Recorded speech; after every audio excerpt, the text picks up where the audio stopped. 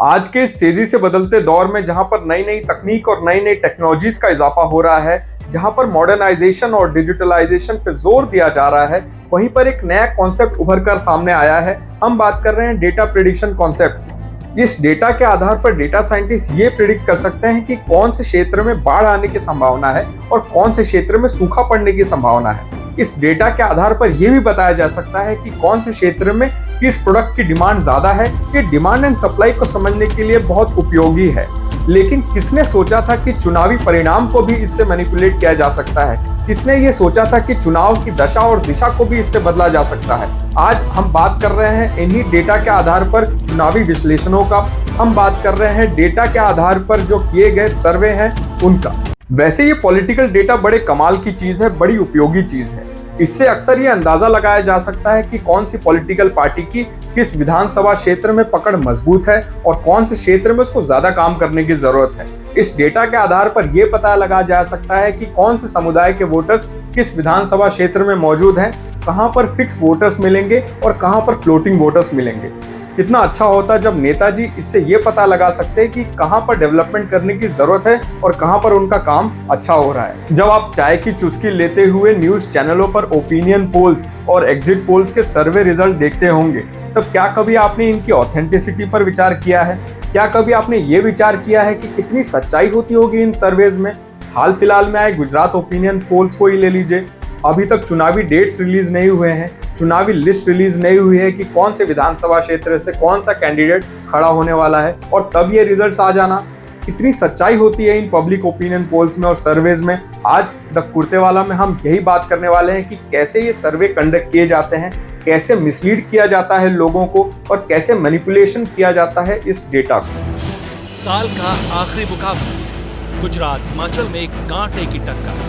Political blockbuster का हर scene Gujarat Himachal में अब दावेदार। बड़ी खबर इस वक्त आ रही है, इस साल होने वाले विधानसभा चुनावों से जुड़ी हुई। गुजरात में विधानसभा चुनाव नवंबर के अंत तक पूरे हो सकते हैं। नमस्कार दोस्तों, मेरा नाम है जय सिंह और आप देख रहे हैं द कुर्तेवाला शो। अगर आप इस चैनल पर नए हैं तो चैनल को अभी सब्सक्राइब कर लीजिए और वीडियो को लाइक कर दीजिए। कितने प्रकार के सर्वे करवाए जाते हैं? तो ये सर्वे दो प्रकार के होते हैं। एक होता है पब्लिक ओपिनियन पोल, जिसे ओपिनियन पोल भी कहा जाता है, और दूसरा होता है एग्जिट पोल।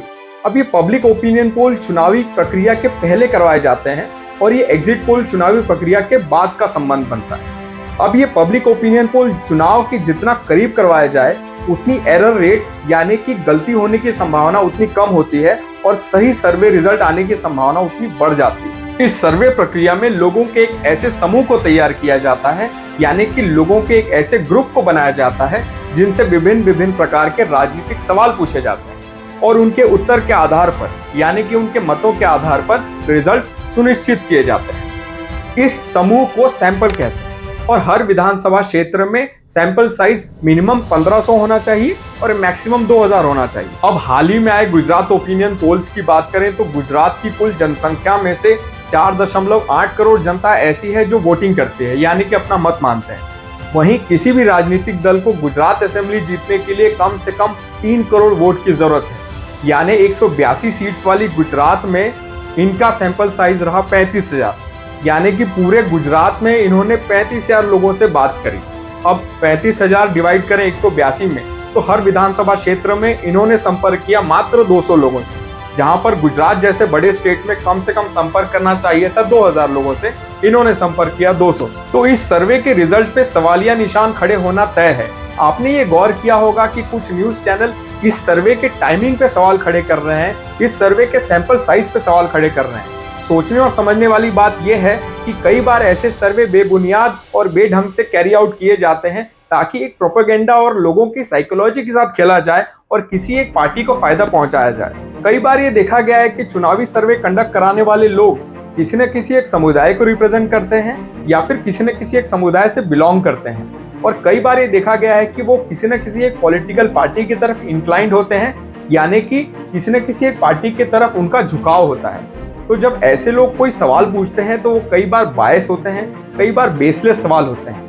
उदाहरण के तौर पे अगर देखा जाए तो अगर हम यूपी और बिहार में एक सर्वे कंडक्ट कराएं और वहां की जनता से ये पूछें कि आपको लिट्टी चोखा खाना पसंद है या आपको फाफड़ा और ढोकला पसंद है, तो वहाँ की जनता आपको यही बोलेगी कि हमको लिट्टी चोखा खाना पसंद है। सेम सवाल अगर आप गुजरातियों से पूछें और सेम सर्वे अगर गुजरात में हो, गुजरात की जनता से ये पूछा जाए कि आपको लिट्टी चोखा खाना पसंद है या आपको ढोकला फाफड़ा पसंद है, तो गुजरातियों का यही उत्तर होगा कि उनको ढोकला और फाफड़ा खाना पसंद है। तो ऐसे बायस्ड और बेसलेस सवालों का सही उत्तर मिलना और सर्वे रिजल्ट का सही होना बहुत मुश्किल हो जाता है। कई बार तो ये भी देखा गया है कि सैंपल यानी कि सवालों के उत्तर देने वाले लोग कई बार सवालों के सही उत्तर नहीं देते हैं, फैमिली इन्फ्लुएंस में आके या फैमिली प्रेशर में आके या किसी डर के कारण वो सही पार्टी का चुनाव उस वक्त नहीं कर पाते हैं और वो झूठ बोलते हैं। तो ऐसे में सर्वे रिजल्ट का सही आना बहुत मुश्किल हो जाता है। आप 2004 के लोकसभा चुनाव याद करिए, उस समय की किए गए सर्वे को याद करिए।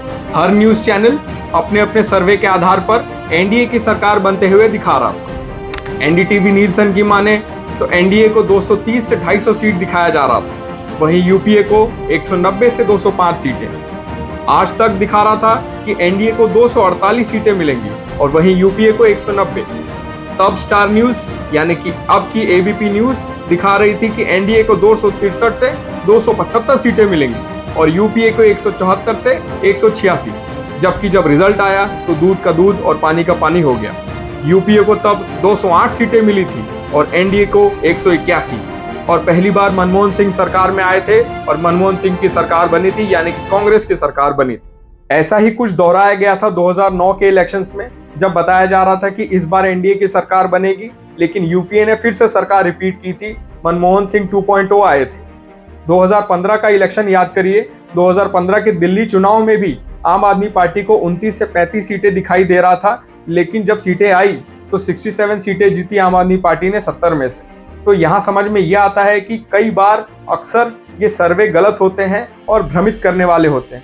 अब आइए अंत में बात करें एक ऐसे स्ट्रेटेजी पर जिसके आधार पर और जिसका उपयोग कर ज्यादातर आज के डेट में चुनावी सर्वे कंडक्ट कराए जाते हैं हमारे देश में। इस स्ट्रेटेजी का नाम है पुश पोल स्ट्रेटेजी। इसमें सवालों को घुमा फिरा के पूछा जाता है जनता से और मनवांछित उत्तर पाए जाते हैं। उदाहरण के तौर पर अगर आज के समय गुजरात में एक सर्वे के दौरान ये सवाल पूछा जाए कि आगामी चुनाव में आप बीजेपी को वोट देंगे या आम आदमी पार्टी को, तो ये बिल्कुल परफेक्ट सवाल होंगे। मगर अगर यही सवाल को इस प्रकार पूछा जाए, हे पीएम मोदी तो गुजरात से हैं, तो आप बीजेपी को वोट देंगे या आम आदमी पार्टी को, तो ऐसे में उत्तर देने वाला भ्रमित हो जाता है। उत्तर देने वाला ये सोच में पड़ जाता है सवाल पूछने वाला कहीं बीजेपी का एजेंट तो नहीं है। तो ऐसे में चुनावी सर्वे का रिजल्ट सही आना बहुत मुश्किल हो जाता है और इसे कृपया गंभीरता से न लें, क्योंकि इसमें कहीं ना कहीं खोखलापन और कहीं ना कहीं डेटा मैनिपुलेशन छुपा हुआ है। मैं आशा करता हूं कि मेरा वीडियो आपको पूरी जानकारी दे गया और आपने इस वीडियो से अच्छी खासी जानकारी अर्जित कर ली है। आपने ये वीडियो पूरा देखा, आपका बहुत बहुत धन्यवाद, बहुत बहुत शुक्रिया। अगर आपको ये वीडियो पसंद आया हो तो वीडियो को लाइक कर दें और चैनल को सब्सक्राइब कर लें। धन्यवाद।